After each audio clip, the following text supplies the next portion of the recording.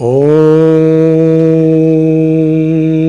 Namo Bhagavate Vasudevaya.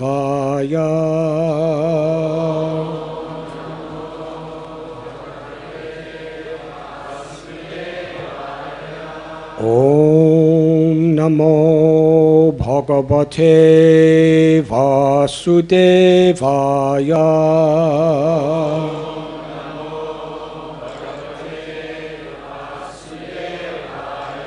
Om Namo Bhagavate Vasudevaya.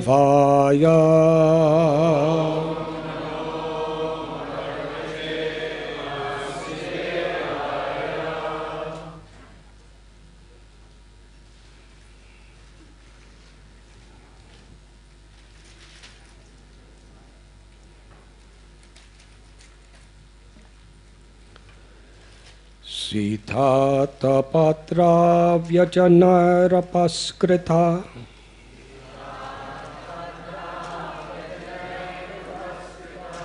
Prasūna-varṣair abhivarṣitaḥ pathi.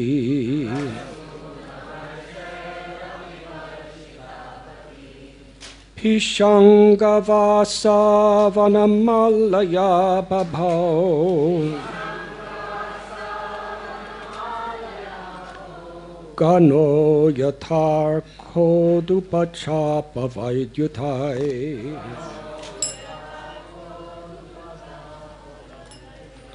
Sitātapatra-vyajanair upaskṛtaḥ.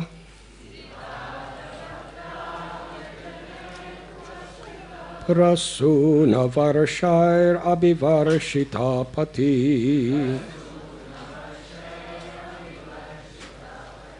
Piśaṅga-vāsā vana-mālayā babhau. Ghano yathārkoḍupa-cāpa-vaidyutaiḥ. Sitātapatra-vyajanair upaskṛtaḥ.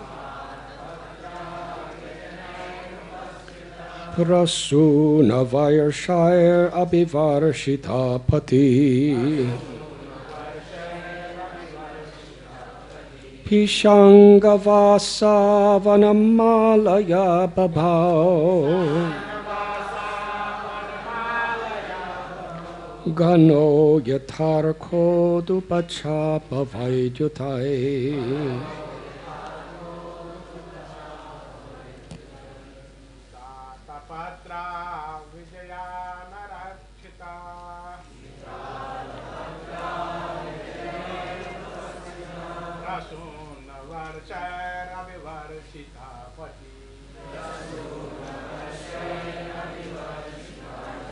piśaṅga-vāsā vana-mālayā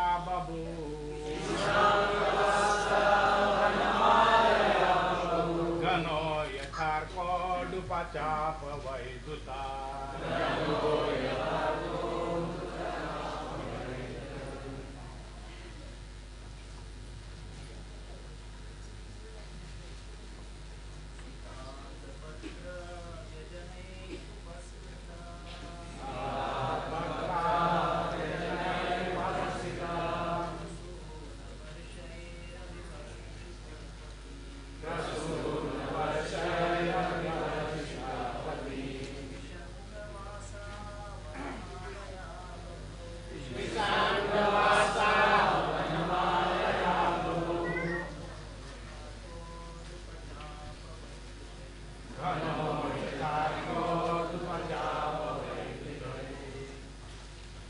Ladies,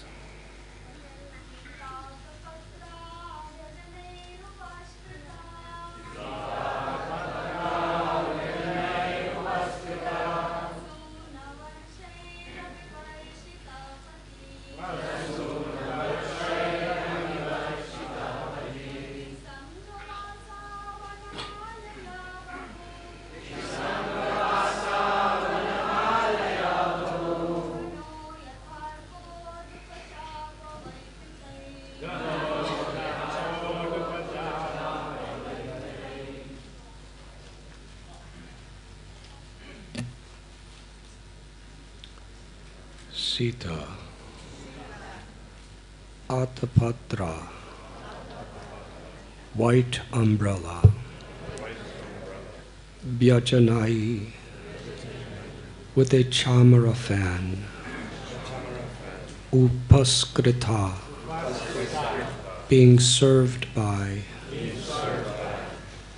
prasūna, flowers, varṣaiḥ, by the showers, abhivarṣitaḥ, thus being covered, pathi, on the road, piśaṅga-vāsā, by the yellow garments, vana-mālayā, by the flower garlands, babhau, thus it became, ghanaḥ, cloud, yathā, as if, arka, the sun, uḍupa, the moon, cāpa, the rainbow, vyajanaiḥ, by the lightning.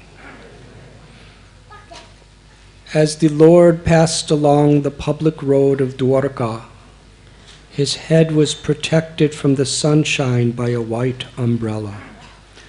White feathered fans moved in semicircles, and showers of flowers fell upon the road. His yellow garments and garlands of flowers made it appear as if a dark cloud were surrounded simultaneously by sun, moon, lightning, and rainbows.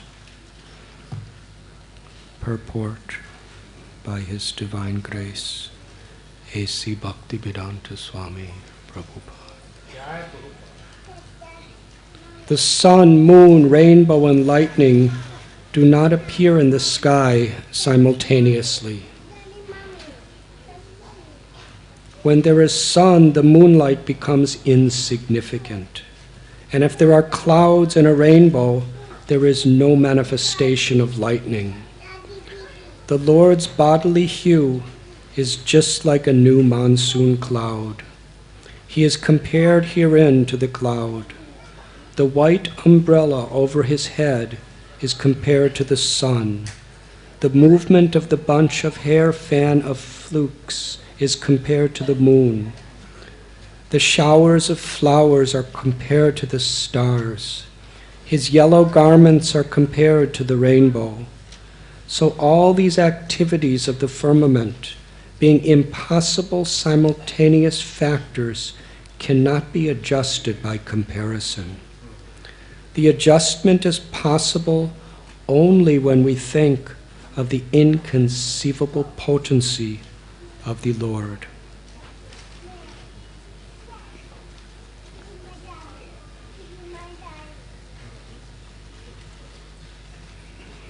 The Lord is all-powerful, and in His presence anything is impossible, can be made possible by His inconceivable energy. But the situation created at the time of passing on the roads of Dvārakā was beautiful and could not be compared to anything besides the description of natural phenomena.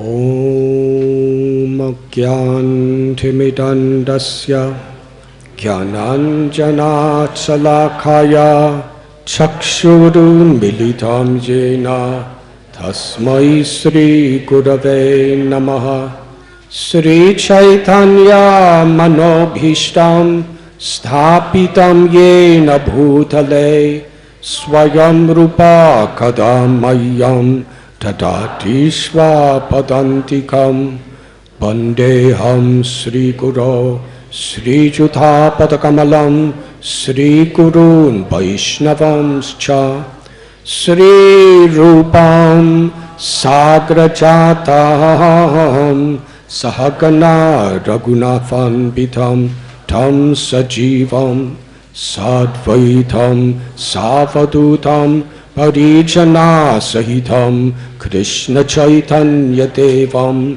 Sri Radha Krishna Padan Sahagana Lalita Sri Vishakanbitamscha He Krishna Karuna Sindhu Dinabandhu Jagatpate Gopesha Gopika Kanta Radha Kanta Namostate Tapta Kanchana Gaurangi Radhe Vrindavaneshwari Vrishabhanu Sute Devi Pranamami Hari Priye Vansha Kalpatarubhyascha Kripa Sindhubhya Evacha Patithanam Bhavanibhyo Vaishnavebhyo Namo Namaha Sri Krishna Chaitanya Prabhu Nityananda Sri Advaita Gadadhar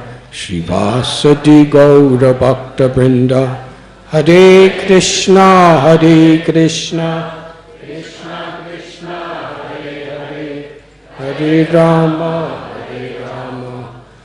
Rama Rama Hare Hare.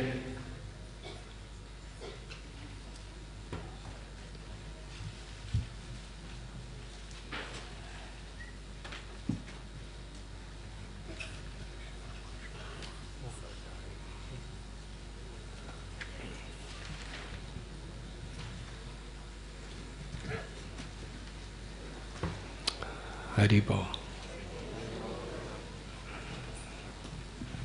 We are reading today from Srimad Bhagavatam, Canto 1, Chapter 11, entitled Lord Krishna's Entrance into Dvārakā, text number 27.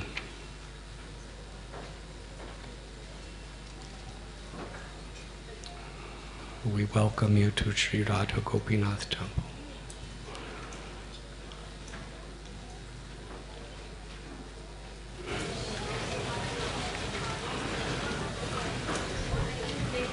In today's verse, Krishna is being showered with flowers, and the road is scattered with limitless flower petals for him to walk upon. And beautiful analogies are being made, comparing the beauty of the scene of God's incarnation on this earth, Krishna, in his own divine kingdom manifesting on earth in the form of Dvārakā, and the loving exchanges between the Lord and all the living beings of Dvārakā. Because this is transcendental beauty, there's really no comparison within the entire creation that can compare. Because the beauty of Krishna and the beauty of the love between Krishna and his devotees, and all of the expressions and manifestations of those loves, are without limit and without any influence of time. Whereas anything in this world to compare, it's all subject to deterioration and death, and it all has its limitations. But still, the great sages, Shukadeva Goswami, Sutta Goswami, they are trying to make as accurate a comparison as possible for us. And what is interesting is all these comparisons throughout the poetry and the hymns and the scriptures are always comparisons to nature in its pure state. we don't see such beautiful analogies or symbolic explanations of these divine pastimes to factories, to the roads of modern cities, even to scientific laboratories. The comparisons are always to flowers and the sun and the moon and the stars and the sky. Because the natural beauty of God's creation, in its pure, unexploited way, it actually gives us a connection and a sense of the divine source within it. Aham sarvasya prabhavo matta sarvam pravartate. In the Bhagavad Gita, Krishna tells that he is the source of all material and spiritual worlds. Everything and everyone emanates from him. And Krishna also tells, for one who sees me everywhere and everything in me, for that person I'm never lost, nor are they ever lost to me.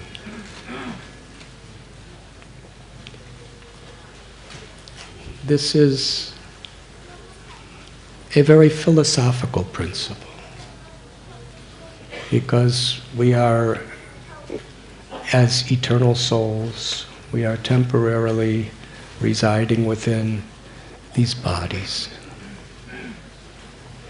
And the Bhagavad Gita explains the nature of these bodies is they are made of the gross material elements, which are predominated by the categories of earth, water, fire, air, and ether. And the mind is composed of the subtle elements. The mind, and subtler than the mind is the intelligence, and subtler than even the intelligence is the subtlemost of all material elements within creation. And that is the ego, ahankar. It is that ahankar, that ego, that is the juncture between spiritual consciousness and material consciousness. When the ego is pure, it's like a mirror. It reflects the true glory of the soul. In that state, there's no greed, there's no envy, there's no suffering, there's no arrogance, there's no selfish passions. We see our own eternal nature. And in that state we become fearless. Or let us say we realize our fearlessness. In this material world, everyone on various levels in various ways at different times is affected by fear. Fear of death, fear of loss of a loved one, either by death or betrayal or disease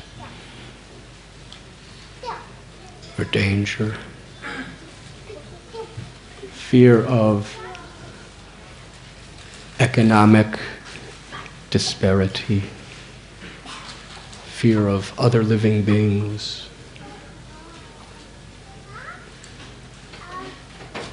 Sometimes we're walking through the forest and there's just a simple little rope in the ground and we think it's a snake with a triangular head. So are you afraid? Probably you are, especially if you know people who have died of snake bites. So actually, what is the fear? The fear is something inherent within ourself. And we just see something or taste something or experience something that that has a particular reminder of something within us, and fear may come. But when we understand we're the indestructible soul, and we understand the indestructible soul in others, then we become materially fearless. But due to the ego, we identify with this vulnerable situation.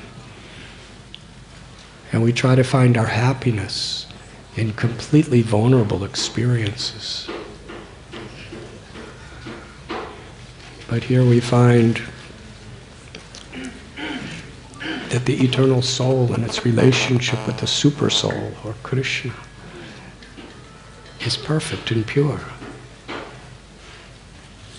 And material creation is what we have to work with, because we are conditioned souls.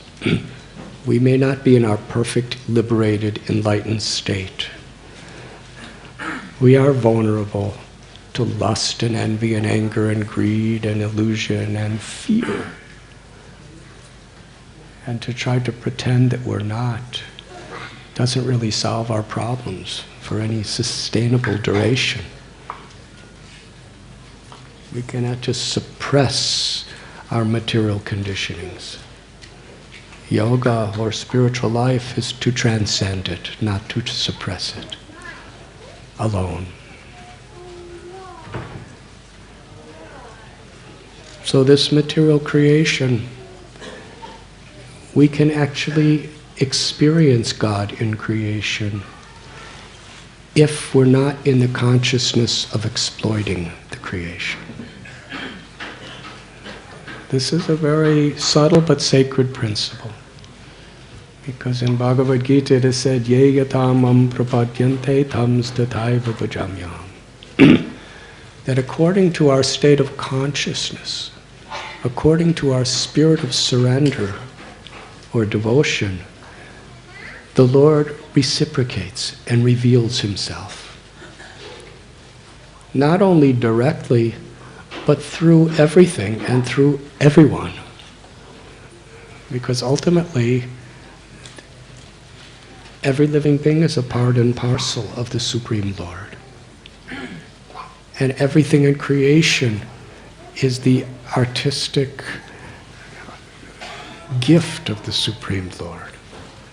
It is all His energy. Om Purnam Ada Purnam Idam. The Ishopanishad explains that everything is emanating from the Absolute. The Absolute is perfect, therefore everything in its perfect, in its true state, is divine. Everything is spiritual. What is the difference between spiritual and material? It's not that you can't see spiritual, but you can see material. Spiritual and material recognition is state of consciousness. Just like our Guru Srila Prabhupada would say, that is this microphone spiritual or material?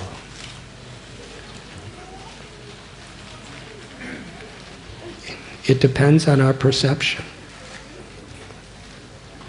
If we use the microphone and perceive the microphone as a way to try to gain material things, then it is material. But if we see it as the sacred property of Krishna and use it for the service and the pleasure of Krishna and for the upliftment of others, then this microphone is pure spiritual energy. It always was pure spiritual energy. Everything in creation forever is pure spiritual energy if we perceive its connection. And in this sense, the Bhagavad Gita teaches what is yoga. To actually see the unity of everything and everyone in harmony with its actual true nature.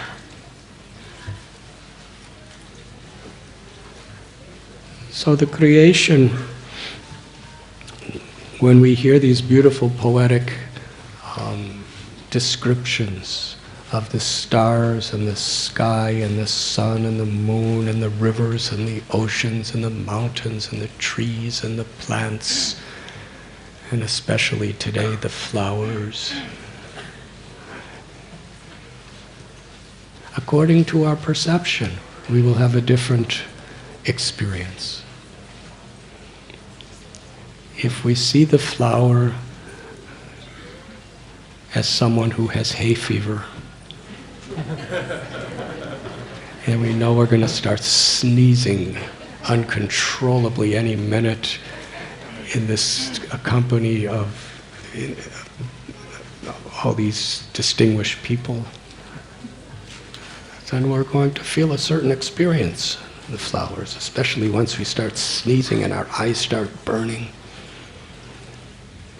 If we're an artist, we may look at the flower and see all the different textures and colors and think, how can I paint it just like this? How wonderful, how beautiful. No human being with all masterpiece artistic qualities can ever paint a single flower petal with all of the grandeur of that flower petal. Its texture, its fragrance, its sight. If we're in love with a man or a woman, when we see the flower, we're thinking, if only I could decorate his or her hair with this flower.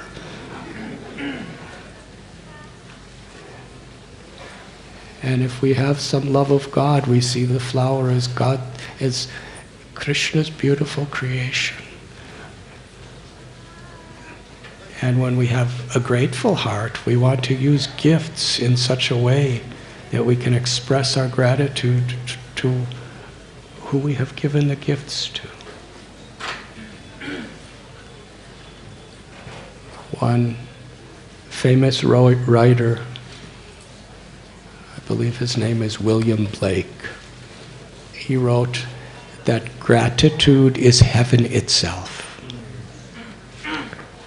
When we actually have a grateful heart, we can be in heaven anywhere, in any situation.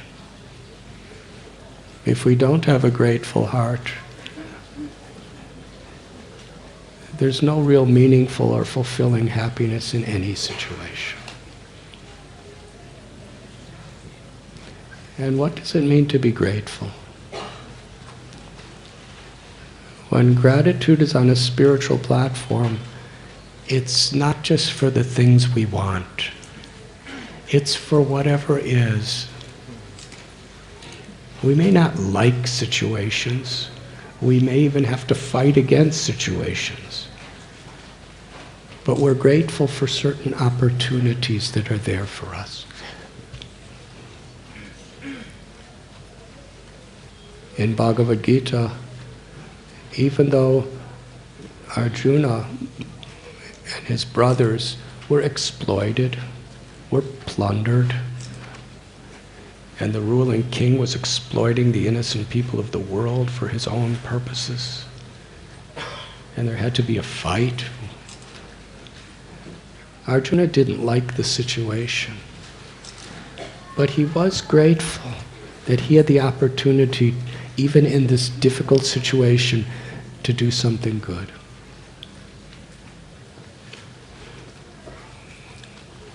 Recently, our Bhaktivedanta hospital, just last year, they went to Nepal just after this earthquake, and so many people were dead, and so many people injured. Their homes were destroyed. Their little shops where they did business were destroyed. And nobody has insurance policies. When it's gone, it's gone.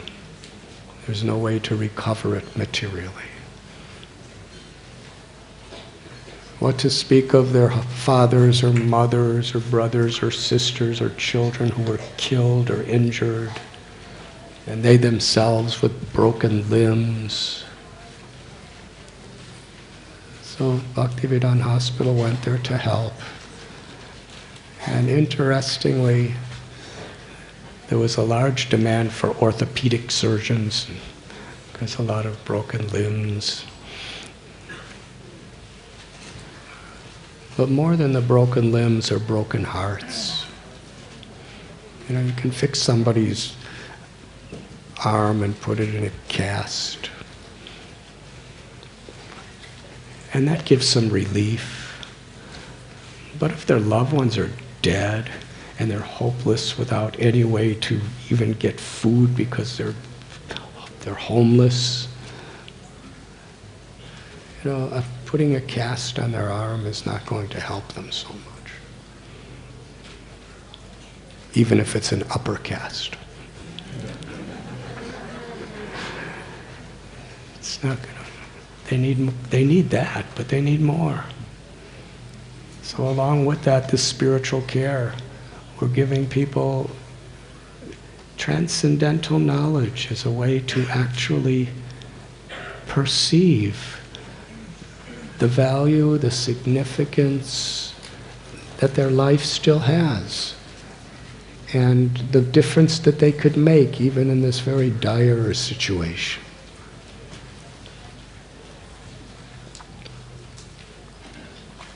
And it was the spiritual care and the talks on Bhagavad Gita and the kirtans especially that really were healing people. They were learning that whoever has died, we may miss them physically. We may miss the medium of the body that's between our soul and their soul. But we know that their souls are forever. And we can still pray for them. And we can still offer puja on their behalf and impel blessings to still come upon that soul. And we can feel them within our heart when we actually feel God's presence within our heart. So these people, that's what they were really most desperate for, is to restore that higher principle of the real meaning and purpose of their life beyond the uncertainties of this world. And after some time, these very people who lost relatives and lost home, they were being facilitated to cook prasad, spiritual food, and to give it to others. And they know what starvation was like because they were just starving.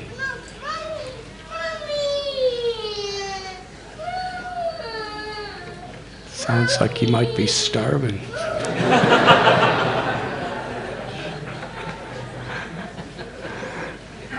Of course, I'm talking too much, so you might be like that too.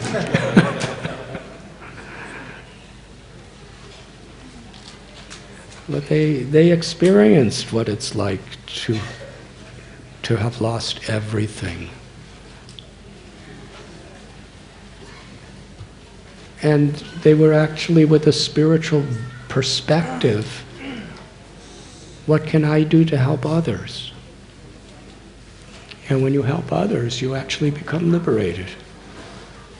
When we concern ourselves on a spiritual level with other people's problems, then we don't really have any problems ourselves, because problems are based on perception.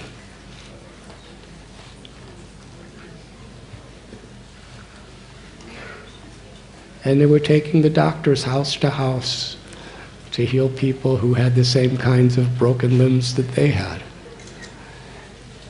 And they were actually blissful. They weren't blissful to see the suffering. They were sad to see the suffering. But because they had a sense of compassion and a sense that they could do something about it. They were blissful to do something about it. And this is an apparent contradiction that's within material existence. How could anybody be happy when there's so much tragedy and death and exploitation in so many places of the world?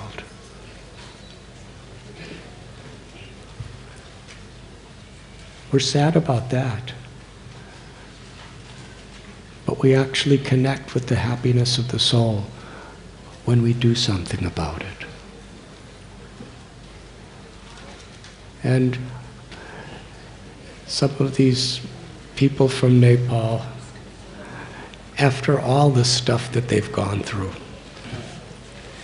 it was, I believe, the monsoon rainy season, and way up there in the Himalayas it really gets cold, and they're just living in little tents that are just being borrowed from somebody.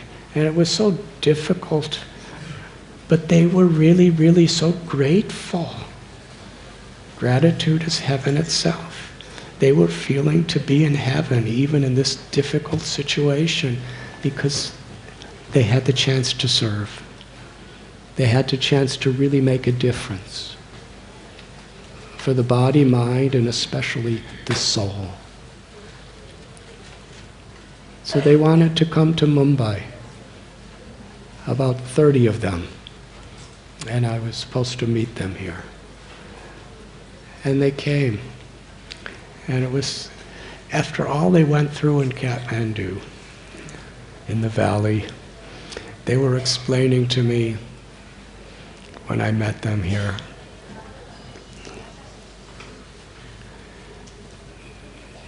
that because of the disaster, there was so much disorganization. There became violent conflicts between people of different religions. And because of that, and it's politically motivated, it's not spiritually grounded. Religion is just used as like the weapon to get somebody, but the actual purpose is the darkness that's still there in people's hearts. So they had a railway ticket, and it was really hard for them to get these railway tickets, and it was from India. They had to take a bus. So the government closed all the roads and stopped all the buses. It was serious. So they had no way to get their train. They already paid for their train, and it was coming from Gorakhpur in India. So somehow or other, at midnight, they bribed a truck driver to smuggle them out. 30 of them in the back of this old Indian, not even Indian, Nepalese truck. And it was raining on them, and it was cold on them, and they had to go through the mountains and through the valleys of the Himalayas, and they finally came down to India. All night long driving, all day the next day. And when they got to Gorakhpur, they found out that their train was canceled. And they may have to wait a week to get another seat. And they hadn't eaten anything. They didn't have any food. And somehow or other, they convinced another truck to drive them to Varanasi. And when they got to Varanasi, they somehow or other got on a train, and it was a really crowded train. And it took them to another place, and finally they came to Mumbai, and they hadn't eaten any food in days. What to speak of bathing? It was really rugged.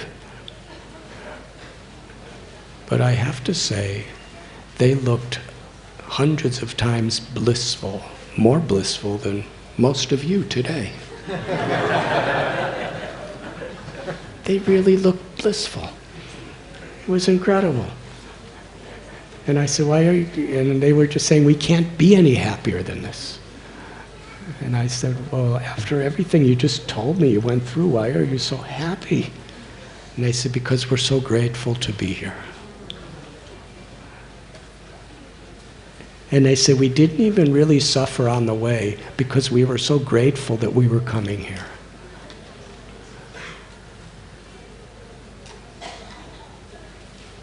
One of my dear godbrothers, Sridhar Maharaj, he was a very wonderful personality. He was from Canada, but he lived in India for about 40 years.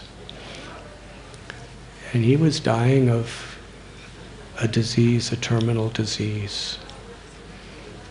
And he was in a holy place of Mayapur. And I went to his bedside when he was just in his last days.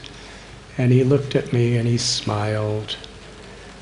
And he said something I'll never forget. He said, pain is inevitable, but suffering is optional. And he was really blissful. He said, in this world, emotional pain and physical pain, there's 3 kinds of miseries. The scriptures tell us miseries caused by our own body and mind, miseries caused by other living beings, mosquitoes, sometimes barking dogs, and especially from other humans for various reasons. And emotionally, we're usually most vulnerable to suffer from the people we love. If somebody that we don't really care about says something, it hurts a little. But if someone we really put our trust and love in, if they betray us, it's really painful. Most of the songs that they sing are sad songs about being some kind of inconsistency in loving relationships. Yes? That's Western music. And more and more Indian music too.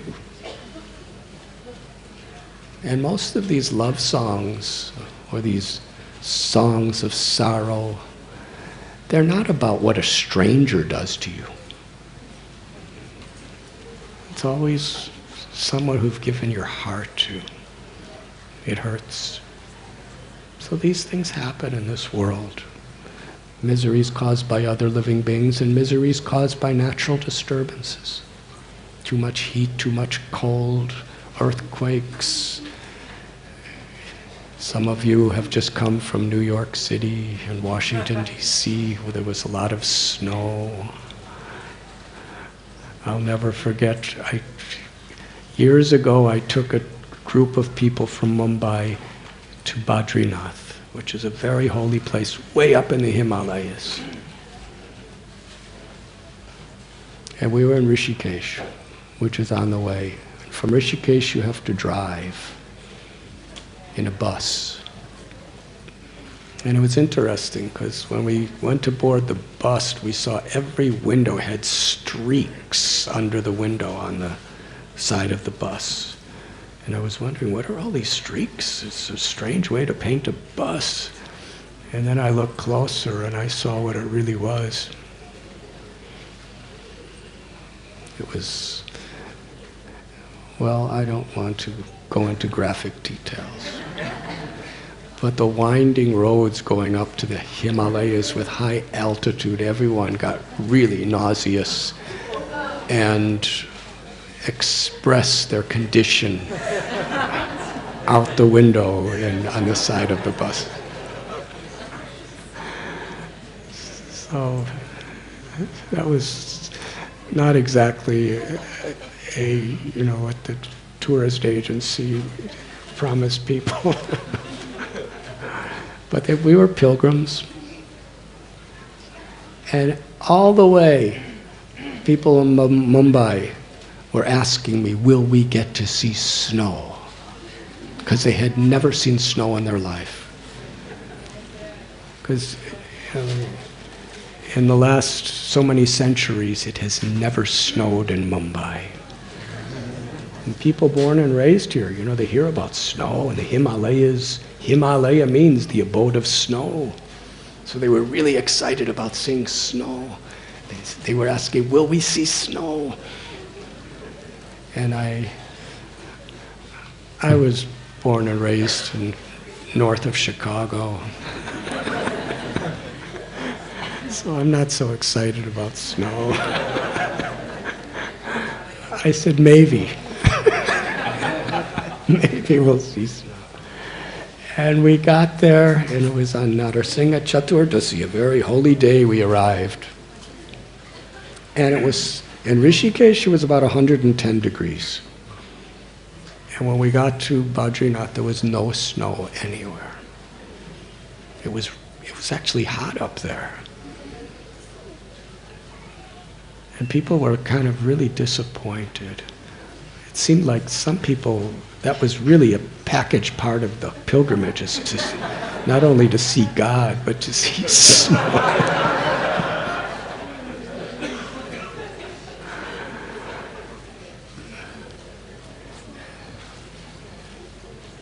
So we started chanting, and I never saw anything like this.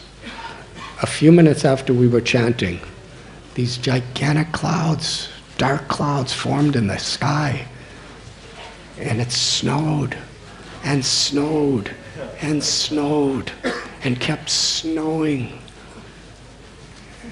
and snowed more. And within a half hour, it was like really deep snow, and it was freezing cold and high winds. And then we were told that before going in the temple, you're supposed to bathe in the river. It's the Alaknanda River, and it's just a few miles north. It's just coming out of a glacier. So it's ice cold. The only reason it's not solid is because it's moving so fast. And we go to take our bath, and it's really cold, and it's freezing, and the winds are blowing, and the snow is pouring, and still we're supposed to bathe. And you're supposed to go, in the temple after that. And I remember I just had 2 sets of clothes, and I put them down, and I went into the river. It was really cold. And I decided to do Gayatri Mantra, which takes about usually 5 minutes. But I think I said it in about 1.5 minutes.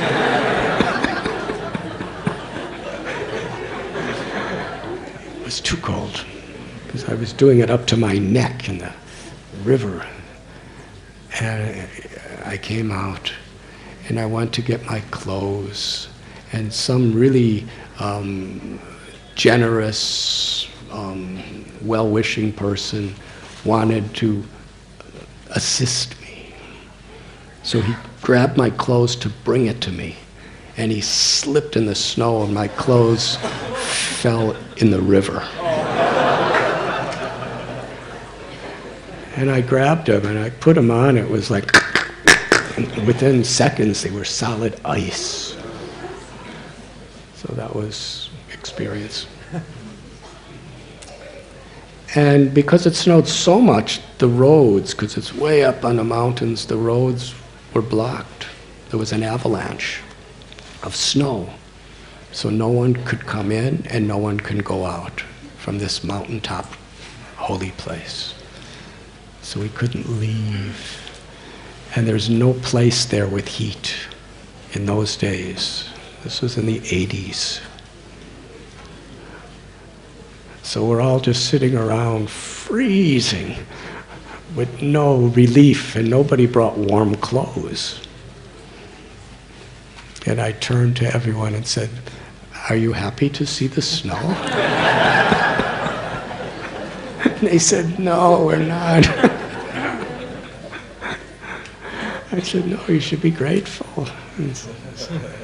And actually we all became very happy because it was so cold and we were so helpless. And one person was suffering a heart attack. He was an older man and there was no doctors or anything. And one of our devotees, who has a PhD in engineering, because he has a PhD, they call him Dr. Desai. He came and said, my name is Dr. Desai. And this older man was dying of heart attacks. He said, please help me. He said, there's no hospital, there's no medical equipment. I said, as your doctor, I advise you, the only medicine you have now is God's names. And he said, and I will give you the medicine. Hare Krishna, Krishna Krishna, Hare Hare, Hare Rama, Rama Rama, Hare Hare. And he really took the medicine seriously because he didn't have anything else. And he lived. And a couple days later, the roads were cleared, and he was so grateful. He was so grateful. It was the deepest spiritual experience he ever had in his life.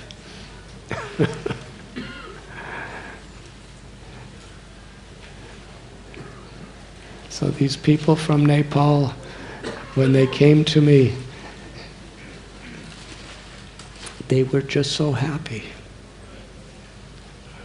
because they were grateful that they could come, and they were grateful that they were here, and that they were so grateful that they had the opportunity of doing such significant service that had such an impact on people's lives.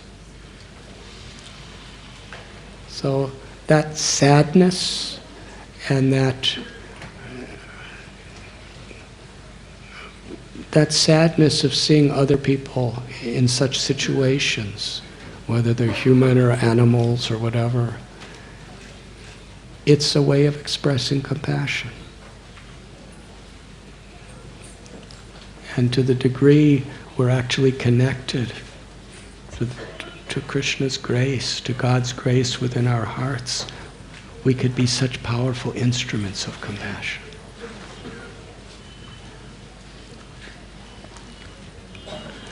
But how to see like that?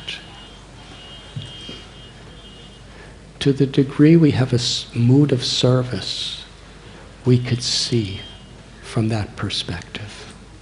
From a degree we have a selfish, exploitative purpose, we can't see the gifts that are all around us. We're always craving for something else.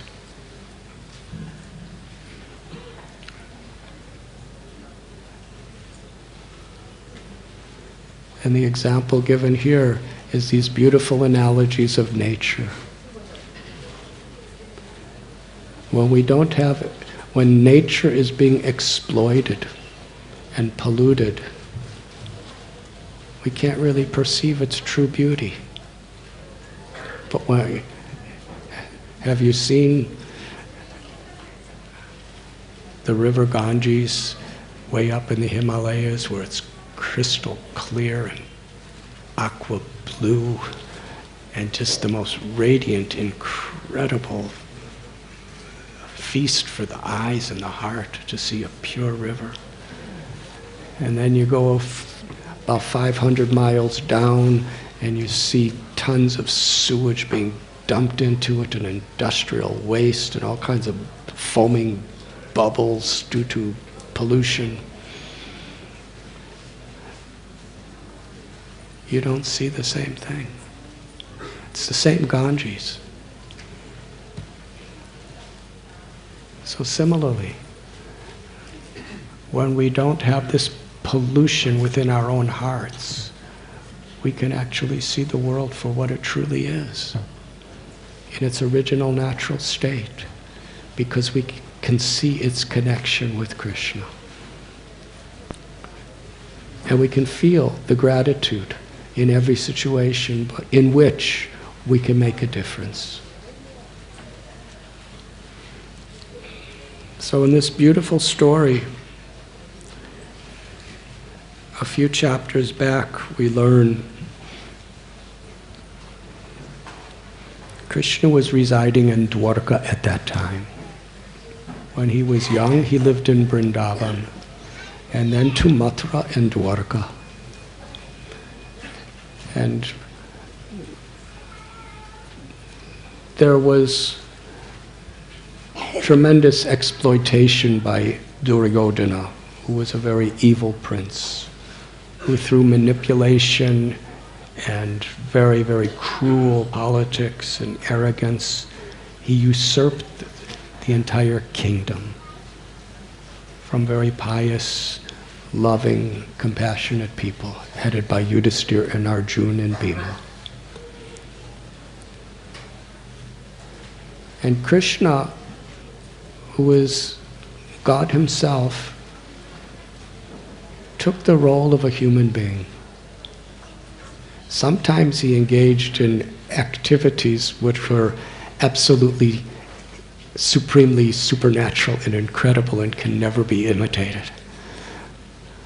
But other times, he taught by his example of how to be a human being and live in such a way that we could actually really progress in our life. So he tried in so many different ways to convince the aggressive party to be fair. Because everyone has free will. Krishna is abhigya and swarat. The Lord has complete independence and knows everything. And mamaivam so jiva loke jiva bhuta sanat. And as a part of God, we can know some things.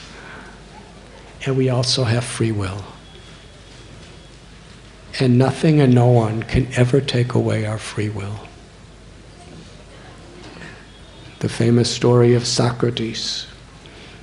He was in prison, in a dungeon. And they came to bring him poison to drink. And they told him to drink it. And Socrates smiled. He said, "Before you could kill me, you have to find me." I don't know if the jailkeeper understood that level of philosophy.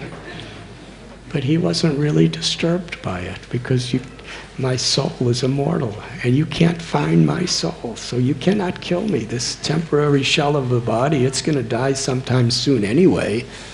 There's nothing you can do about that. So even in that situation, by his free will,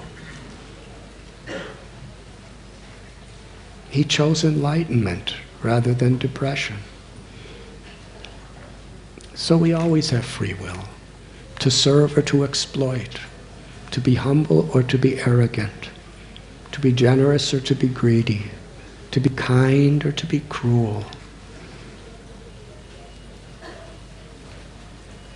That's the very heart of our life, is how we utilize our free will. And God himself will not interfere with someone's free will.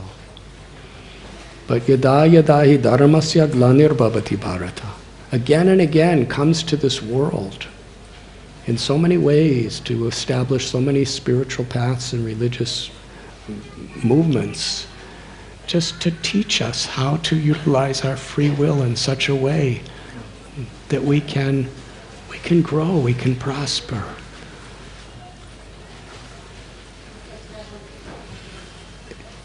And that real growth and prosperity is in understanding the eternal wealth of the love of God that's within all of us, and to share that love in great abundance in whatever we do. So Krishna made every effort to try to settle things. But Duryodhana and his people became more and more exploitative and envious. And ultimately there had to be Kurukshetra. The Mahabharata specifically speaks about this great battle that took place. The most negative situation is war. But even in that negative situation, Krishna spoke Bhagavad Gita there.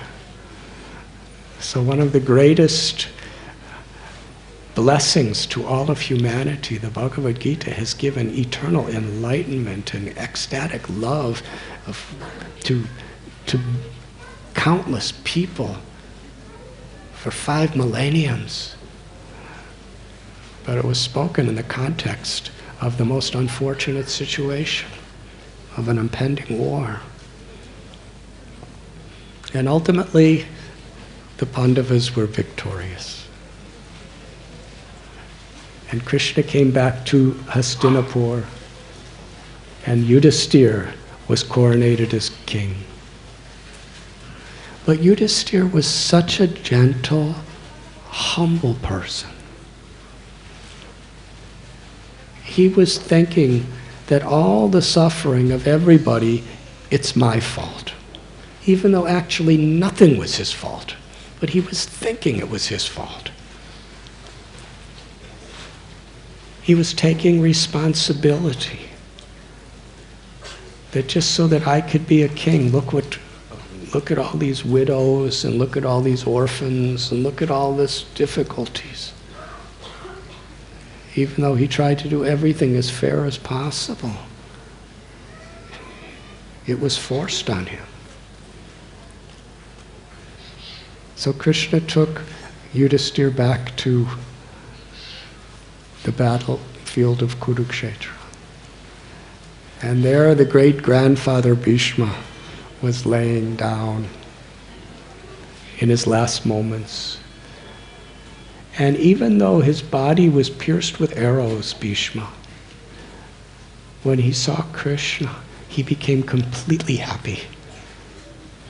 And a large part of Mahabharata is the wisdom, the knowledge, and the realization that he shares with the world in that condition. He's literally on his deathbed, and he's enlightening human society forever.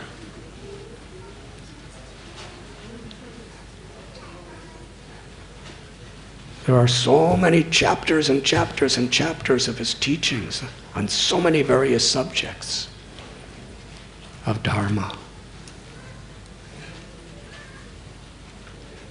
And then he just looks at Krishna, and in great love and happiness, he gives his heart, and he attains the ultimate supreme perfection. And now Yudhisthira is completely happy. And he comes back because he's been enlightened by his grandfather. And as Krishna's leaving Hastinapur, that kingdom, it's describing how everyone was so happy that he was there, but so sad that he was leaving. And there's an entire chapter of the loving reciprocation that Krishna had with all of these beautiful people as he was living Hastinapur. And today's chapter, he's just entering into Dvārakā after a very long time of being away. In spiritual love, there is 2 principles, sambhog and vipralambha. Sambhog means the love of being in physical union, being together like we are now. And vipralambha is the love that we feel for each other in separation. And of the 2, they both dynamically increase the other. When there's separation and the object of our love returns, then how much greater is the experience than if he never left or she never left. And this is especially in the soul's relationship with the Supreme Soul. So vipralambha makes the union even sweeter. And similarly, the union makes the vipralambha sweeter. Because when we meet and then we're separated, that separation is even deeper. So the people of Dvārakā were for a long time, and they're explaining in this chapter, every moment seemed like thousands of years without Krishna. But in that state, they're actually with Krishna. In love of God, when God is in front of us, or if our loved one is in front of us, the love of our heart goes out from our heart to reciprocate with that person. Through seeing the person, through the words to that person, through gestures for that person. But in physical absence, that love, we don't have the medium to come out to reciprocate. So that love goes deeper and deeper and deeper within. And in material relationships, that could be kind of painful. But in spiritual relationships, God is within our heart. And when our love goes deep in our heart, Krishna reciprocates. He embraces us from within the heart in the most intimate and a special way. So here, Krishna's returning after a long time, and everybody is so happy. They make such a celebration to receive him. And the celebration is very simple. We read in today's verses, as he's walking by, they're showering flower petals upon him. And Krishna doesn't care about flower petals. He doesn't need our flower petals, but our love. And historically, on every level, flowers have always been spiritually, materially, a way of expressing love. Its origin is in here. We read in Vrindavan, the gopis, they are considered by the greatest of the renunciates and the greatest of the scholars to be the highest yogis, the gopis of Vrindavan. Vallabhacharya, Sri Chaitanya Mahaprabhu, Rupa Goswami, Sanatan Goswami, Raghunath Das Goswami, Ramanujacharya, Madhvacharya, they all exclaim the gopis to have the highest, fullest state of love. And mostly what they do is they make flower garlands and they collect flowers. And Srimati Radharani, who is the pleasure potency, the supreme reservoir and source of all love and creation, the Hladini Shakti, the ultimate potency of love, that's the source of everything that exists, that's Radha. In Ram's Leela, she's Sita. At Kusum Sarovar,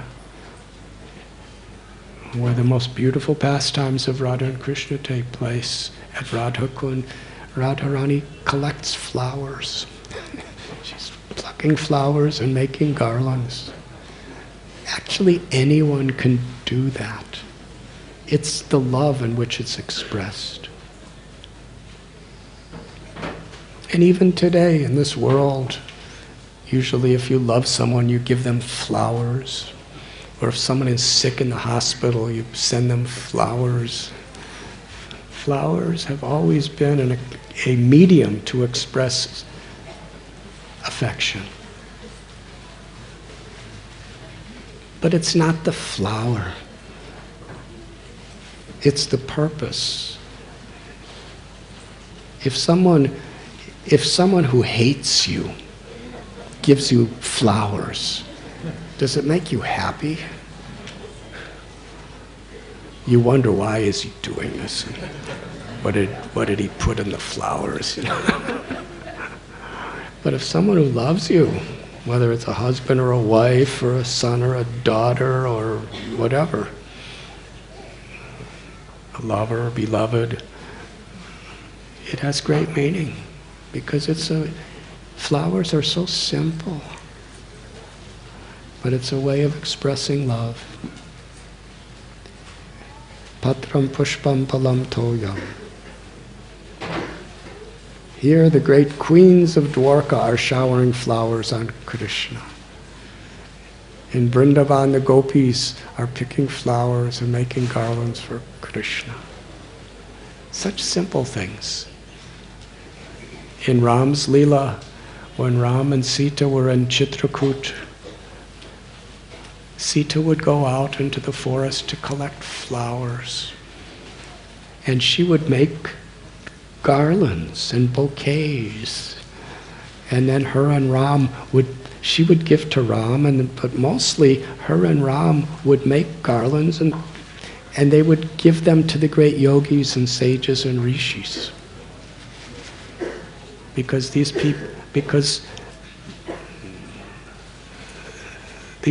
great enlightened beings loved Sitaram more than their whole lives. And Sitaram loved them more than they loved their own lives. So Sita and Ram are making flowers and garlands and offering them to their own devotees.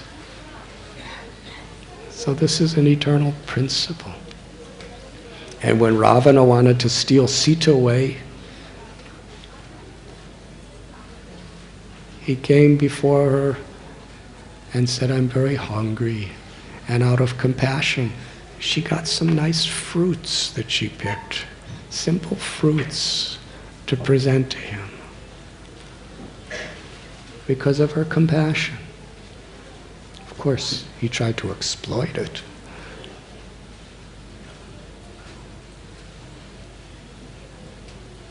So today,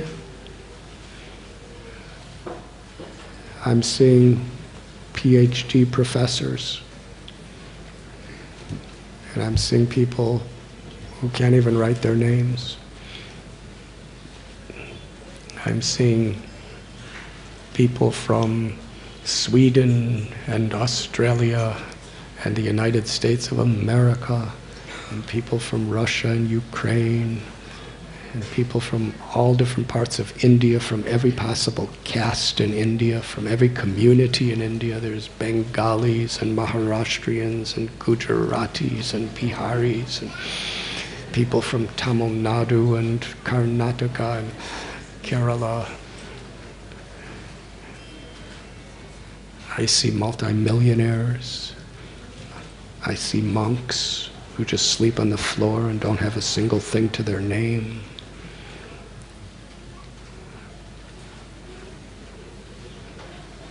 From an American perspective, I see Democrats and Republicans. I see members of Congress and BJP, males and females. I see great-grandparents, great-grandchildren, generations, so many nationalities, so many religious backgrounds, so many races and species.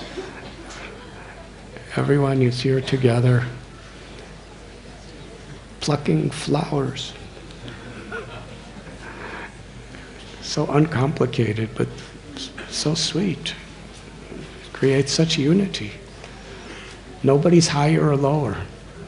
It's not that the multimillionaire who has 10,000 employees and stockholders, 60,000 stockholders in their companies and CEOs, it's not that they're any more significant here than a little child from a village. Everyone's just plucking flowers. The idea of true equality is on a spiritual level, of the ability to appreciate the capacity of our true oneness as parts of God, as true brothers and sisters in our love for God and love for each other. When you water the root of the tree, naturally that root goes to that water extends to every part of the tree. This festival is a festival of love. It's called a flower festival, Pushyabhishek. The origin of it is described in these beautiful verses of the scriptures. To appreciate, we all have the potential and the capacity to show our love. Whether we're champion bodybuilders or we're invalid old people, there's no qualification or disqualification. We could all pluck a flower, somehow or other. And if we do it with gratitude, and we do it with the will to love, then we're united on a spiritual level. It's one family. To recognize and appreciate our diversity, but at the same time, to recognize and appreciate the essence in which we all share together. And tonight, when we shower all these flowers that you have collected, it is a united offering of all of our hearts, and every single little petal in Krishna's eyes is more valuable than treasure houses of gold and silver and diamonds and rubies, because each petal is picked by you with this state of consciousness as an offering of devotion. And when we can learn to find happiness in this appreciation for one another, in such divine seva, that is our greatest blessing. Thank you very much.